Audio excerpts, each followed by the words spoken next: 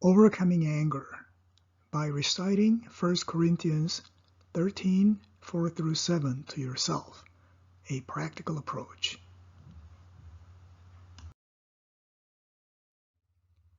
Christians with anger problems. When you become angry, reciting a certain Bible verse to yourself will help you overcome your anger and rage in many cases. One of the best Bible verses to memorize and recite when you get angry is 1 Corinthians 13, verses 4-7. Love, as defined in those verses, will show you that your anger in most cases is not rooted in the love of God or your neighbor. The character traits that define love are mentioned in 1 Corinthians 13, 4-7. As you recite these verses, they will reveal in your heart that in most cases your anger is not appropriate, justified, or pleasing to God. When you perceive this change in your heart, even if it's a very slight change, you will be able to overcome your anger and restore calmness. 1 Corinthians chapter 13, verses 4-7. Love is patient, love is kind. It does not envy, does not boast. It is not proud. It does not dishonor others. It is not self-seeking.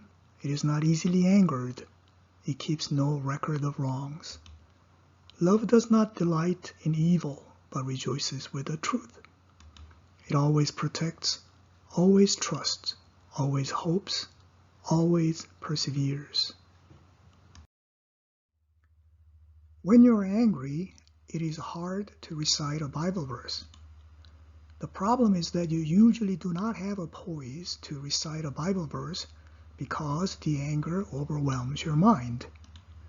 Anger is mostly an emotion and feeling, and it clouds your thought process, which is necessary for reciting a Bible verse. So it takes some training to recite a Bible verse to yourself when you get angry. How can you remember to recite 1 Corinthians 13, 4-7 when you're angry? Memorize the verse and meditate on the meaning as you memorize it. Recite the verse several times daily, especially when you're interacting with another person, so that reciting 1 Corinthians 13, 4-7 becomes your habit. Reciting 1 Corinthians 13, 4-7 will not only help you overcome your anger problem, but it will also help you become a more loving person. Reciting 1 Corinthians 13, 4-7 as a habit. If reciting 1 Corinthians 13, 4-7 becomes your habit, then it is much more likely that you will be able to recite it when you get angry. One common advice given to a person with the anger problem is to count to 10 when he or she becomes angry.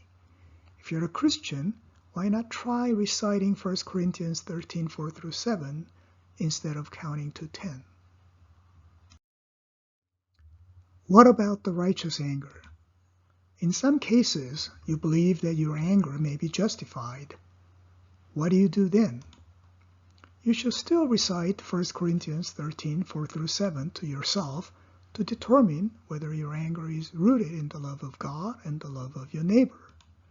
In most cases, you'll find that your anger is not rooted in the love of God or your neighbor, but is caused by someone or something that interfered with your desire and agenda. Conclusion. There is nothing that can be done with anger that cannot be done much better without it. Dallas Willard.